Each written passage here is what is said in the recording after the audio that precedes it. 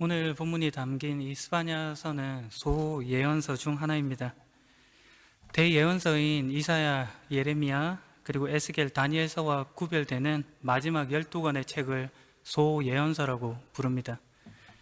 대예언서와 비교할 때 덜 중요해서 소예언서라고 부르는 것이 아니라 그 길이가 좀 짧아서 그렇게 부르는 것입니다.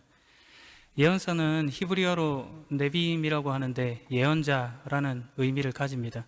그러므로 예언서는 예언자에 대한 그런 책이라고 할 수 있겠습니다. 오늘 스바냐서는 스바냐라는 예언자의 이야기가 담겨 있습니다. 그를 통해 하나님의 뜻을 담아내고 있습니다. 스바냐서는 구약 예언서 중에서 유일하게 남유다 왕가 출신인 예언자 스바냐의 기록으로 보이는 유일한 책입니다. 확실해 보입니다. 스바냐서 1장 1절을 보게 되면 그는 구시의 아들이고, 이 구시는 그다레아의 아들인데, 그다레아는 아마리아의 아들이고, 아마리아는 히스기야의 아들이라고 소개되어 있습니다. 히스기야는 우리가 잘 알고 있는 그 히스기야 왕입니다. 그러므로 스바냐는 왕족 출신인 것이죠. 예언자들의 출신을 비교해 보면 이 제사장 출신으로는 예레미야, 에스겔, 스가랴가 있고, 평민 출신으로 호세아, 아모스, 요나, 요엘, 나훔, 오바댜, 미가 같은 사람이 있습니다. 아모스와 미가는 목축업자고 특히 목자 출신이 아닌가 하는 생각이 있습니다. 특별히 아모스는 평상시에는 예언자 활동을 하지 않았기 때문에 소위 비전문 예언자라고 불리기도 했습니다. 레위지파 성가대 출신인 하박국이 있었고, 그 개인적인 인적 사항을 알 수 없는 학개와 말라기도 있습니다. 그리고 왕족이나 귀족 출신의 이사야, 다니엘, 스바냐가 있습니다. 이사야는 그가 왕족 출신인지 아니면 귀족 출신인지가 조금 불분명합니다. 다니엘서는 일반 귀족이었을 것으로 보여집니다. 그러므로 이 스바냐가 남유다 왕가 출신으로 유일하다 하겠습니다. 스바냐서의 전체 내용은 3장으로 구성되어 있는데 아주 단촐합니다. 하지만 그 내용 안에 구약 예언서가 모두 설명하고 있는 여호와의 날이라고 하는 중요한 모티브가 바탕되어 있습니다. 여호와의 날은 절대적인 그 초월자 하나님께서 이 세상에 극적으로 개입하시고 왜곡과 모든 부정 이런 것들을 심판하시고, 그리고 실현된 하나님의 구원 이런 것들을 분명하게 선명하게 드러내시는 날을 이야기합니다. 이미 수차례 이스라엘의 역사 가운데서 실현해 보이셨고, 나아가 마지막 때에 비로소 종말론적인 완성으로서 보여주실 날입니다. 그런 면에서 여호와의 날이라고 하는 것은 심판과 구원이 동시적으로 나타나는 날입니다. 심판이 곧 하나님 속에 있는 구원을 동시적으로 표현해 주는 것입니다. 그 양면성이 포함되어 있는 것이죠. 하나님께서 이 여호와의 날을 왕족 출신인 이 스바냐를 통해서 선포케 하십니다. 심판과 구원, 누구도 예외 없이 평민이나 제사장이나 왕족이나 예외 없이 맞이해야 할 여호와의 날이라고 하는 것을 설명하고 있는 것입니다. 그것이 선언됩니다. 하나님의 활동으로 스바냐의 입을 통해서 선언된 내용은 남유다의 멸망이었습니다. 당연시해왔고 기본이 되고 전제가 되었던 스바냐의 입장에서는 자기 조국의 멸망을 선언해야 했던 것입니다. 당시 남유다는 아수르의 비위를 맞추며 속국으로 전락한 상태였습니다. 14대 왕이었던 므낫세 때부터 15대 아몬, 그리고 요시야 왕까지, 요시야 왕의 초기 때까지 그런 일들을 행했습니다. 므낫세부터 성행했던 바알 숭배가 있었고, 또 새롭게 들어온 해, 달, 별 이런 신들을 형상화해서 섬기기까지 했습니다. 정치적으로도 그리고 종교적으로도 매우 암흑기의 시대를 가지고 있었습니다. 그런데 요시야 왕이 어린 나이에 왕으로 세워지고 나서 그 주변 정세가 매우 혼란스럽게 됩니다. 아시리아 주변 속국들이 반란을 일으키기 시작하고, 그리고 아수르의 북방에 있었던, 그러니까 남쪽 러시아 쪽에서부터 이렇게 발흥한 스키타이족이 공격을 해와서 매우 정신이 없었던 그런 상황이었습니다. 이때 요시야가 종교 개혁을 선언하는 것입니다. 기회다라고 생각했던 것이겠죠. 이스라엘의 자긍심과 여호와 신앙으로 돌아가자 하는 종교 개혁이 단행되어서 아주 활기찬 그런 분위기가 형성된 것입니다. 이 스바냐서가 오늘 그 종교 개혁의 운동을 조금 더 북돋우고 격려하는 그런 내용을 동일하게 또 포함해서 말하고 있습니다. 그런데 그 내용이 남유다의 멸망을 선언하는 것으로 나타난다는 것입니다. 그가 디디고 선 배경에 파괴가 말해지고 있습니다. 낙관적인 장밋빛 정망이 아니라 아주 불분명하고 파괴적인 대재앙이 예고되어 있는 것입니다. 이것은 피할 수 없이 선언된 내용입니다. 하나님이 왜 그렇게 하시느냐 하고 물을 수밖에 없습니다. 종교 개혁을 단행하고 이제 잘해보겠다고 하는데 멸망이 말해지는 것입니다. 우리가 신앙생활 하면서도 이미 겪었던 그런 문제들입니다. 하나님 잘 믿어보겠다고 했는데 그 예상할 수 없는 일들이 막 벌어져 가는 것입니다. 왜 하나님이 그러시냐고요? 지난주 설교의 말씀으로 빗대어 표현하자면 대충 넘어가시지 않겠다는 것입니다. 적당히 타협해서 도식적이고 원론적인 그런 종교 개혁을 일시적으로 하는 것이 아니라 철저하게 회복시키시겠다는 하나님의 선언입니다. 그가 하나님 외에 힘으로 삼고자 하였던 그 모든 것들을 제거하고 오직 하나님 여호와 절대 신앙으로 돌아가게 하겠다는 하나님의 의지인 것입니다. 그래서 스바냐를 통해 확정된 하나님의 심판을 선포하십니다. 신자의 신앙 현실에 분명히 겪어야 할 과정으로 고난이 주어지는 것입니다. 그 고난으로 말미암아 어떤 하나님의 완성의 목표 지점으로 진보를 이루어 나가시는 것입니다. 자라게 하십니다. 그 과정 속에서 말씀하시죠. 남은 자들을 통해서 이스라엘을 회복시키실 것이다. 그리고 남유다를 넘어서서 이미 멸망한 북이스라엘에게 거국적인 그런 회복을 이야기하고 그뿐만 아니라 이방 모든 민족에게까지 이르는 구원이다 하는 내용을 선언하시는 것입니다. 하나님의 종말론적 비전이 제시됩니다. 오늘 본문이 바로 그 새날 새 역사의 기쁨을 노래하고 있습니다. 그 행복한 노래는 14절 노래하라 즐겁게 외쳐라 마음껏 기뻐하고 즐거워하라 라는 점층적인 표현을 통해서 기쁨을 매우 생생하게 표현해 주고 있습니다.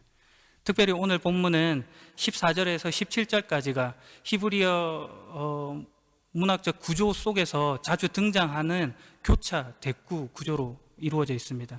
일전에도 설명드렸었죠.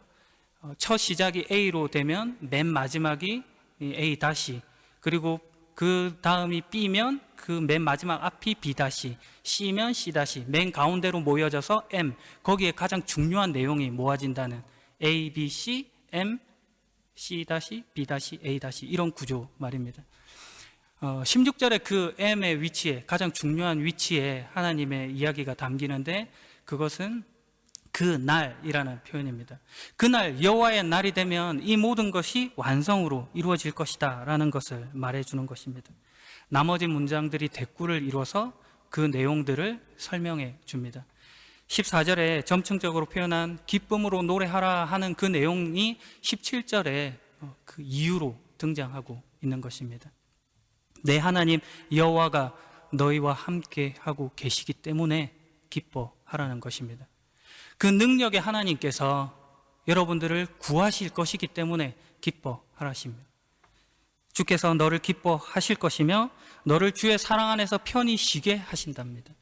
주님께서 우리를 보시고서는 노래하시고 즐거워하실 것이다 라고 이야기하고 있습니다. 우리가 기쁨을 노래할 이유가 무엇이냐 할 때 하나님께 그것이 있다, 하나님에게서 찾아야 한다라고 지금 성경이 이야기해 주고 있는 것입니다. 내 편에서 어떤 일을 하고 그 문제를 해결해서 현실이 바뀌어서 문제가 해소되는 것으로 기쁨을 노래하고 있는 것이 아니라 하나님이 어떤 분이신가를 아는 것으로 지금 기쁨이 이야기되고 있는 것입니다. 하나님은 우리와 함께 계시는 분, 우리를 구원하시는 분, 기쁘게 우리를 보시는 분, 우리 존재만으로도 즐거워하시는 분이라고 하는 사실을 강조하고 있는 것입니다. 우리는 때로 우리가 가진 문제들, 그 엄혹한 현실 때문에 더 이상 기쁨을 노래할 수 없고 희망할 수 없다고 아우성칩니다. 그러나 하나님께서는 우리를 그런 존재로 만드시지도 않았고 그렇게 내버려 두시지도 않는다라고 이야기하고 있는 것입니다. 이것은 그분의 이름과 영광을 위한 것이고 그분의 인애, 애틋함으로 인하여 가만히 있지 않는 분이다 하는 것을 말해줍니다. 그러나 앞서 말씀드린 것과 같이 그것은 우리가 여전히 한숨과 눈물과 고통 속에 남겨져 있는 현실을 마주하게 되는 것 속에 말해지는 바입니다. 여전히 우리는 아플 것입니다. 쉽게 그것이 해소되지 않을 것입니다. 왜 그러십니까? 더 위대하게 하시는 것입니다. 눈물이 있고 한숨이 있는 그 자리에서도 결코 절망하고 좌절하지 않는 그런 존재로 살아가게 하시는 것입니다. 넉넉히 이길 수 있는 힘을 가지게 하십니다. 우리가 그런 존재로 부름받습니다. 일전에 목회자 세미나에 참석했을 때 한 집사님의 간증을 들을 기회가 있었습니다. 그분이 세미나를 위해서 많이 기도하셨고 그리고 봉사도 하셨고 그리고 후원도 많이 하신 그런 분이셨습니다. 그런데 그분에게 청천벽력 같은 소식이 전해졌는데 그것은 그분이 암에 걸리게 되었다는 것입니다. 수술을 해야 되고 항암 치료 날짜를 잡아야 합니다. 건강한 모습으로 회복될 수 있을지 정상적인 삶을 위해 얼마나 많은 시간이 걸릴지 모르는 그런 암담한 처지에 놓여지게 되었습니다. 그런데 그 집사님의 고백이 제 마음을 두드렸습니다. 흔들리지 않습니다. 흔들리지 않습니다. 듣는 나도 걱정이 되고 답답한 마음이 앞서는데 그분의 말씀이 빈말처럼 들리지 않아서 매우 놀랐습니다. 부럽기도 하고 그리고 그런 경지에까지 이루고 싶다라는 마음도 들었습니다. 집사님에게 있어서 그 현실의 크기는 결코 하나님의 크기와 비교할 수도 없이 작은 것, 적은 것일 뿐이었습니다. 하나님께서 그분의 입술에 그런 고백을 담아내시는 것입니다. 행복을 노래합니다. 기쁨을 노래합니다. 오늘날 교회의 위기는 선교가 줄어들고 교회가 문을 닫는 것이 아니라 신자의 얼굴에 더 이상 기쁨이 없고 만족이 없다는 것입니다. 우리가 진정으로 그 기쁨과 만족을 회복하기 위해서는 헛된 욕망들 속에서 그 모든 고난들을 신앙으로 이겨내는 자리까지 가는 그런 것입니다. 그저 내 진심과 노력이 보상을 받아서 나의 우월함을 증명하는 자리로 가는 것이 아닌 겁니다. 우리가 이 싸움에 놓여 있습니다. 로마서 5장 1절에서 3절은 이렇게 말합니다. 우리가 믿음으로 의롭다 함을 받았으므로 우리는 우리 주 예수 그리스도로 말미암아 하나님과 함께하는 평강을 누리고 있습니다. 예수 그리스도에 의해서 또 믿음으로 우리는 지금 우리가 서 있는 이 은혜의 자리에 들어와 있습니다. 그리고 하나님의 영광을 소망하며 즐거워합니다. 이뿐 아니라 우리는 환난을 당하더라도 즐거워합니다. 나중에 보상을 받는다는 개념을 넘어서서 환난 중에도 즐거워하는 것입니다. 그리고 이 환난 중에 즐거워함이라고 하는 것이 하나님의 영광을 소망하며 즐거워한다라는 것과 동일 선상에서 이야기되고 있는 것입니다. 그런 면에서 달리 표현하면 이 환난과 고난스러움이라는 것이 하나님의 영광을 만들어내는 것이다라는 것을 표현해 주는 셈입니다. 고난 중에 기뻐할 수 있는 그것이 영광을 만들어냅니다. 먹든지 마시든지 무엇을 하든지 하나님의 영광을 위하여 무슨 일에든지 어떤 순간에든지입니다. 기쁠 때를 넘어서서 슬플 때, 아플 때까지도 포함하는 말입니다. 여기에 하나님의 영광이 드러나는 것입니다. 우리는 어떤 결정을 할 때 그것이 매우 타당하기를 원합니다. 믿을 만한 것인지, 이해가 되는 것인지, 아니면 모든 사람들이 공통으로 인정할 만한 어떤 질서 같은 것들이 있는지를 따지는 것입니다. 그것이 타당성의 구조입니다. 세상이 가지는 타당성의 구조는 합리주의입니다. 합리주의란 그것이 사실이고 경험에 기반해서 변하지 않는 어떤 원칙을 가진다는 것입니다. 그러나 세상이 가지는 이 타당성의 구조는 결국 절망 위에 설 수밖에 없습니다. 왜냐하면 그것이 과학적인 증명이고 논리적인 어떤 논증을 해나가고 설명과 이해를 준다고 하더라도 그것이 사망을 벗어나지 못하기 때문입니다. 죽음을 해결하지 못합니다.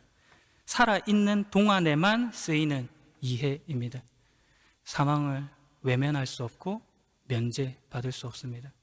세상이 어떤 가치, 힘, 덕목을 이야기하더라도 결국 사망을 이길 수 없다는 점에서 영원한 진리일 수 없습니다. 그런데 기독교의 타당성 구조는 다르다고 말합니다. 우리는 승리, 복, 영광을 가집니다. 그리고 이것들은 소망 위에 서 있습니다. 그 소망이 나타나는 것은 사망을 이긴 부활을 우리가 근거하고 있기 때문입니다. 예수 그리스도를 통해 역사 속에서 사실로 증거된 것들입니다. 죽음을 이기고 사신 분, 그분이 계시로서 우리 가운데 있기 때문에 기독교가 타당성 구조를 가지고 있습니다. 남에게 일어난 일에 대해서 정답을 알겠고 내게 일어난 일에 대해서 정답을 모르겠는 것은 우리가 이 세상적인 타당성 구조와 그리고 기독교의 타당성 구조를 혼동하고 있기 때문입니다. 그래서 하나님께서 우리를 이 고난, 이 죽음의 자리에 세우시는 것입니다. 생명을 내어놓는 것 앞에 최고의 시험으로 마주하게 하시고 더 많은 대답을 가르쳐 주시는 것입니다. 죽음을 넘어서는 가치, 죽음을 뚫고 나가는 자리로까지 인도하는 것입니다. 우리의 고통에 참여하신 예수 그리스도의 고통에 참여한 그 기쁨을 깨닫게 하시는 것입니다. 그러므로 신자는 그의 고난 속에 계신 하나님 가운데 서 있는 자들입니다. 그의 사랑 안에 사는 자로 소망과 기쁨 가운데 있습니다. 그런데 이 사랑이 그의 사랑 안으로 더 끌어당길수록 우리는 더 큰 생동감을 느끼겠지만 반대로 더 큰 고난을 겪게 될 것입니다. 마치 삶이 생동케 될수록 죽음이 더 치명적으로 다가오는 것과 같은 원리입니다. 그러나 원초적으로 삶은 죽음에 앞서 있습니다. 희망이 절망에 원초적으로 더 앞서 있고 깊은 것처럼 기쁨이 슬픔보다도 더 앞서서 깊게 있는 것입니다. 살아나신 주님, 살리시는 주님, 십자가에서 다시 살아나신 그 주님으로 인해서 우리가 이 기쁨을 알게 됩니다. 기독교의 독특한 기쁨을 가진 이유가 그것입니다. 예수 그리스도 안에서 새롭고 영원한 창조가 시작되었다, 이 사실을 아는 것입니다. 그러므로 고통은 기쁨으로 변하고 시간적인 죽음은 영원한 생명력으로 지향될 것입니다. 사도 바울은 빌립보서 1장 12절 이하에 이렇게 말합니다. 자신이 당한 고난이 오히려 하나님의 복음을 전하는 데 도움이 되었다. 비록 내가 감옥에 있으나 오히려 사람들은 이것 때문에 자신감을 얻어서 더욱 담대하게 그리스도의 복음을 전하고 있다. 그중 어떤 이들은 나를 시기하고 질투하는 마음에서 복음을 전한다. 하지만 그들이 어떤 마음으로 전하든지 간에 중요한 것은 바로 그리스도가 전파되고 있다는 사실이다. 나는 이것 때문에 기뻐하며 앞으로도 기뻐할 것이다. 바울이 지금 감옥, 옥중에 있고 그리고 고난을 받고 있지만 그것이 손해가 아니고 유익이라고 이야기합니다. 그것이 손해가 아니고 유익인 까닭은 그것을 순수하게 돕는 마음과 또 한편에서는 그것을 시기하고 질투하는 마음이 있음에도 불구하고 결국에는 복음의 진보가 나타나게끔 일하시는 하나님이 발견되더라 하기 때문입니다. 우리의 실패와 연약함보다도 더 크신 하나님이 말해지는 것입니다. 결국 하나님이 승리하실 것입니다. 우리의 고난과 실패로도 꺾을 수 없이 큰 것으로, 그리고 우리의 한숨과 비명보다도 더 깊은 것으로 우리의 기대와 소원보다도 더 높은 것으로, 우리의 책임과 헌신보다도 더 넓은 것으로 복음의 크기가 말해질 것입니다. 복음, 예수 그리스도, 기쁜 소식입니다. 우리가 그 복음을 가진 존재들입니다. 빌립보서 1장 26절, 그리스도 안에서 여러분의 기쁨이 충만하게 될 것입니다. 마지막 이야기로 설교를 마무리하려고 합니다. 제 개인적인 이야기를 해서 죄송하지만 다른 사람의 경험보다 더 분명하기 때문에 나누려고 합니다. 저는 28살에 처음 연애를 시작해 봤습니다. 제 첫사랑인 아내와 결혼했습니다. 많이 늦었죠? 평소 가지고 있었지만 차마 하지 못했던 말을 아내가 이탈리아로 떠나겠다고 말한 순간 고백해야겠다는 그런 마음이 들었습니다. 이탈리아로 떠나기 일주일 전의 사건입니다. 고난이 저를 깨운 것입니다. 기다리고 있겠다, 돌아만 와주오 라고 이렇게 이야기했습니다. 늦었지만 그래도 제 평생 가장 잘한 일이라고 생각합니다. 아내에게 물어보면 그때 모른 척 했어야 했는데 할지도 모르겠습니다. 남은 일주일 동안 정말 신나게 연애한 것 같습니다. 처음 아내의 집을 바래다 줬던 때가 생각이 나는데 늦은 시간까지 함께 있고 싶어서 시간을 미루고 미뤄서 제일 늦은 막차를 타고 집으로 이동했습니다. 근데 그 막차가 너무 늦은 것이었기 때문에 정작 저희 집에 살고 있는 데보다 1시간 가량 떨어진 곳에서 내려주는 그런 차였습니다. 집으로 돌아오는 길은 무척 험난했죠. 밤은 깊고 춥고 길은 멀고. 제가 하고 싶은 이야기는 여기서부터입니다. 저는 하나도 힘들지 않았습니다. 정말 하나도 힘들지 않았습니다. 그 1시간 되는 거리를 정말 15분, 20분 만에 뛰어서 집으로 왔습니다. 마치 미친 듯이 그렇게 뛰어왔는데도 정말 힘 하나 안 들었습니다. 오히려 얼굴에는 미소가 퍼지고 웃음이 가득했습니다. 그때도 생각하고 지금도 생각합니다. 사랑이 사람을 미치게 한다. 사랑이 나를 웃게 하고 기뻐 뛰게 하고 즐겁게 노래하게 한다. 늦지 않아 다행이다. 이 말을 하고 싶었습니다. 늦지 않았다. 하나님께서 여러분의 마음을, 여러분의 심장을 뛰게 하실 것입니다. 한숨이 변하여 웃음으로, 눈물을 변하여 기쁨으로 만드실 것입니다. 사망보다 더 큰 생명력으로 여러분을 깨우실 것입니다. 그러니 오늘 이 사랑을 깨달아서 하나님의 기쁨 가운데 참여하시는 여러분이길 소망합니다. 행복의 노래로 주님 맞이하시길 예수 그리스도 이름으로 간절히 축복합니다. 기도하겠습니다. 우리의 고통 가운데 동참하신 주님, 눈물과 한숨이 변하여 웃음과 기쁨으로 나오게 하실 주님을 찬양합니다. 주님의 사랑 안에 숨쉬고 주님의 사랑 안에 충만해집니다. 우리 안에 가득한 예수 그리스도로 인하여 우리 삶의 방향이 더욱 분명해지게 하시고 절망과 좌절의 노래가 아니라 기쁨과 행복의 노래를 부르게 하옵소서. 주님, 오늘 하루도 웃겠습니다. 미소 짓겠습니다. 주님으로 인해 즐거움으로 춤추겠습니다. 사망에서 생명으로 부활의 소망 주신 예수 그리스도의 이름으로 기도합니다. 아멘.